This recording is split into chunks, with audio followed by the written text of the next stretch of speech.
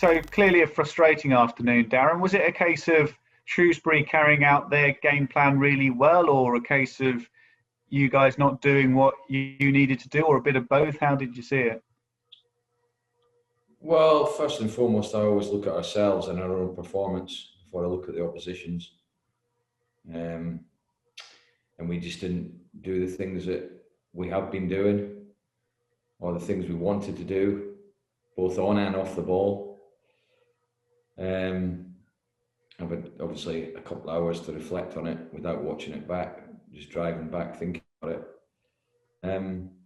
I can offer no excuses really. Just on the day we were off it, and we deserved what we got. Really, nothing. How significant was the chance for Sariki early on? Does that change the course of the game? I mean, inevitably, I suppose it does if it goes in. Yeah, I mean, I thought we started the game fine. I thought we moved the ball well at the back. We got it into midfield. We created the chance for Sariki early part of the game. It is a big chance.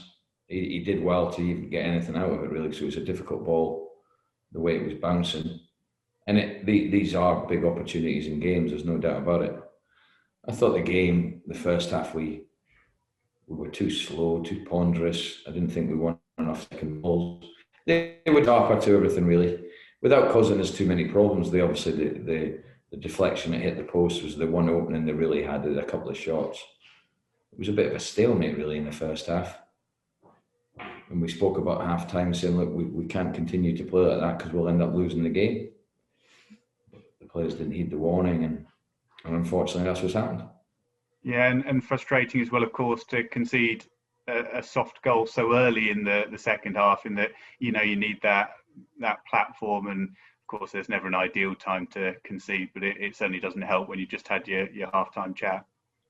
Yeah, I mean, that's between the 45th and 60th minute, we've lost too many goals. We did speak about it during the break, because it was a time to look at the stats from the season. And to be fair, the players have taken that on board, and we haven't conceded any goals in that period. But today, again, we did.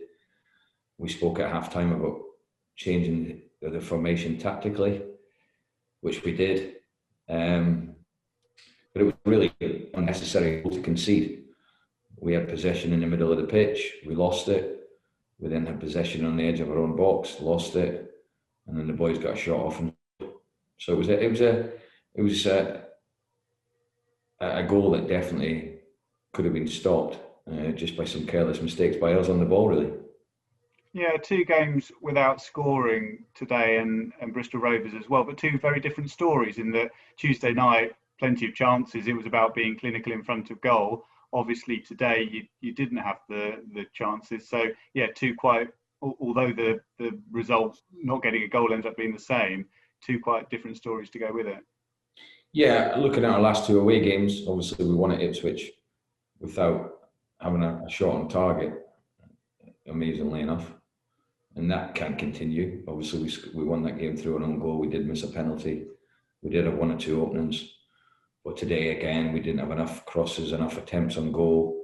We didn't keep the ball well enough to get us up the pitch or get the wing-backs in a 1v1 situation. I think I can only recall in the first half Joe Ward having a cross. So there was just not enough. Look, quite simply, we just weren't good enough today. And I've had to think about the 7 games we've lost this season. I would say this is probably the Sunderland one at the early part of the season, and Wimbledon you could probably look at and think, well, we could have got something.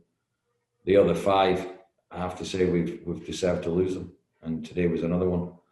When we dropped to below our standards, and today I felt we dropped well below our standards, and we found that we'll lose games, and that was the case today. I can offer no excuses. I can look at why we didn't do certain things, but there's no excuses. We just weren't good enough today. With Jack Taylor, what went on with him? Is that a serious injury? How's he looking? Well, we'll assess him tomorrow. I'm hoping not. I'm hoping it's not a serious one at all.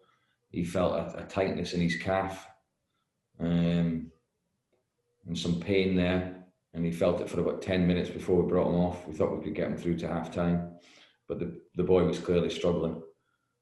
we may think it might just be a fatigue where he's just played so many games. That might be the case, but I'm hoping that it's not a serious one and he'll be available for next week against Crewe. With Frankie, was that just the impact from Tuesday night, the bump he took to his head?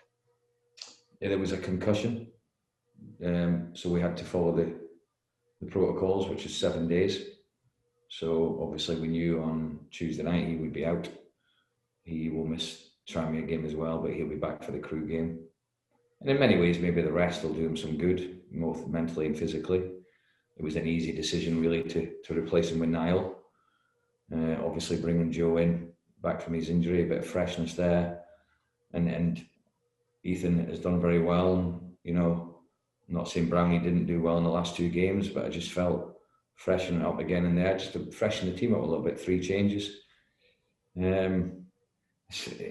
As a manager, hindsight's a great thing. You look back at the game and think maybe I should have made more changes and freshened up even more. But the players, all the stats and all the data were telling us that we're going into the game physically fine. What would be your assessment of the subs in the second half? The likes of Mo, obviously, we haven't seen so much of late. Well, yeah, I mean, obviously, I made the sub with Jack that we've explained. I then brought Fraser on. We changed formation and we went with 4-2-3-1. And I just felt that we needed to freshen the team up and get a bit more energy in the team. And that was the reason behind it. We were chasing the game, so I wanted a bit more pace on the right with Joe at right back and Idris ahead of him. And Ricky and Mo came on and replaced Jono and Sammy. So, and they did fine. You know, Ricky had one where he went over, it could have been a penalty, I'd have to see it back. Mo was lively, tried to get in the areas we wanted him to. We did have a period in the second half when we changed formation, we looked more of a threat, without, I have to say, creating any real clear-cut chances. We'll talk more about the EFL trophy on Monday, but presumably today's game doesn't have much of an impact on that match. Were you thinking of changing things around anyway and giving a few of the players we haven't seen so much of a go? I think I've maintained my consistency in my messages all along. All the squad's going to be needed. You're going to get injuries, you're going to get suspensions, you're going to get fatigue, loss of form. No, today will have no real bearing on Tuesday, I've got to be honest.